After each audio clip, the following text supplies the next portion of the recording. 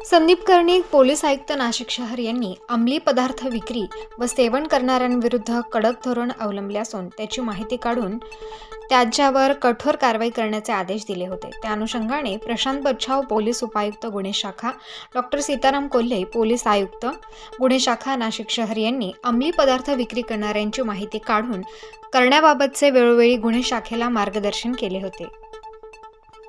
गुन्हे शाखा युनिट क्रमांक 1 चे पोलीस अधिकारी व अंमलदार अंमली पदार्थ विक्री करणाऱ्या इसमांची माहिती काढत असताना गुन्हे शाखेचे पोलीस नाईक मिलिंद सिंग परदेशी यांना त्यांच्या गुप्त बातमीदारामार्फत माहिती मिळाली की रेकॉर्डवरील सराईत गुन्हेगार निखिल पगारे हा MD विक्री करतो व तो त्याचा साथीदार घोडेराव हे MD अंमली पदार्थ विक्री करण्याकरिता हॉटेल स्वरांजलीच्या पाठीमागे दामोदरनगर पाथर्डी नाशिक या ठिकाणी येणार आहेत।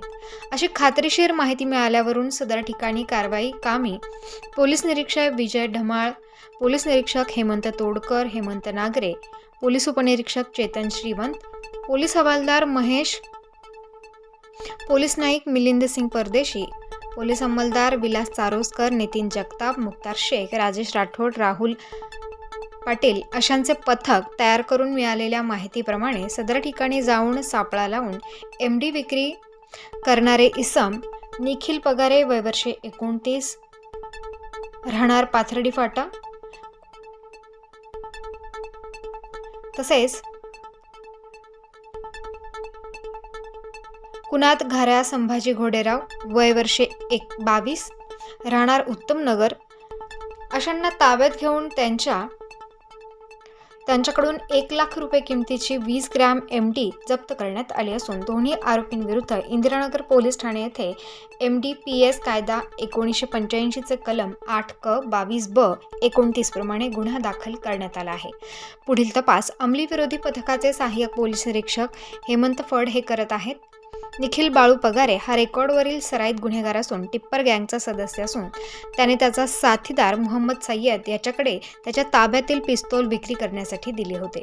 त्यावरून मोहम्मद सय्यद याचा शोध घेऊन त्याचे व निखिल पगारे विरुद्ध भद्रकाली पोलीस स्टेशन येथे गुन्हा रजिस्टर नंबर 24/2024 भारतीय दंडविधान कलम 325(5) प्रमाणे गुन्हा दाखल करण्यात आलाय। सदर गुन्ह्यात निखिल पगारे हा आरोपी आहे। गुन्हे शाखा युनिट 1 व अंमली पदार्थ विरोधी पथक या गुन्ह्याचा सखोल तपास करत असून गुन्ह्यातील अटक आरोपी निखिल पगारे व कुणाल घोडेराव यांना MD पुरवठा करणारे आनंदजाय भावे हा असल्याचे निष्पन्न करून त्याचा शोध सुरू आहे। सदर गुन्ह्यातील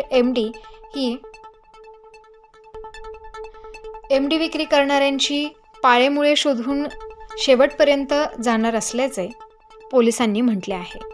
नाशिक शहराचे पोलीस आयुक्त संदीप कर्णिक साहेब यांनी नाशिक शहर हे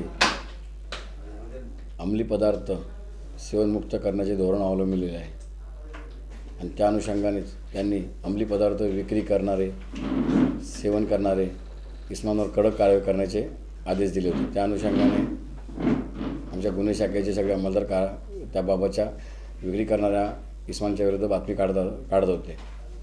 त्यात आमच्या गुन्हे शाखेचे युनिट 1 चे अंमलदार परदेशी मिलिंद परदेशी ज्यांना दिनांक 17 रोजी बातमी मिळाली की टिप्पर गँगमध्ये पूर्वी कार्यरत असलेला सराईत गुन्हेगार निखिल बाळू पगारे हा त्याचा साथीदार कुणाल घोडेराव याच्यासह अंमली पदार्थ MD हा विक्री करत आहे आणि तो विक्री करण्याकरता दामोदरनगर पाथर्डी शिवार या ठिकाणी येणार आहे।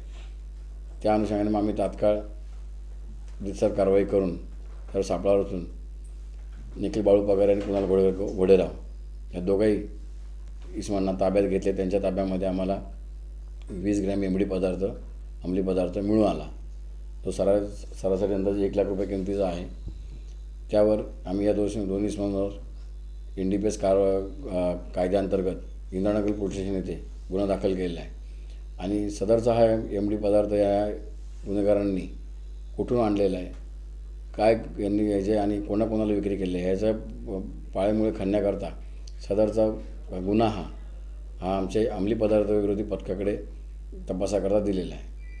सदर या गुन्ह्याच्या अनुषंगाने आम्ही गुन्हे शाखा युनिट 1 आणि अंमली पदार्थ पथक संयुक्त तपास करून ह्या इसमांकडे हा अंमली पदार्थ कुठून आला याच्या शेवटच्या मुळापर्यंत जाणार आहोत.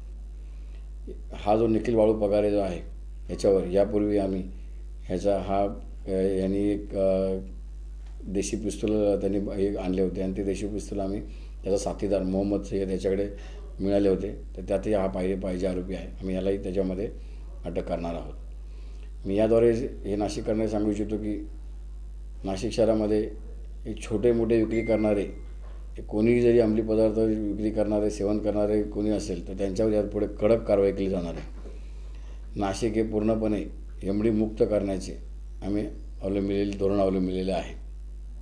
तरी यामध्ये इथून पुढे नाशिकमधील नाशिककरांना सांगू इच्छितो की कोणी जरी आपल्याला कुठेही एमडी पदार्थ किंवा अंमली पदार्थ विक्री करणारा जर कोणी काही माहिती मिळाली तर तात्काळ आम्हाला ती माहिती द्यावी.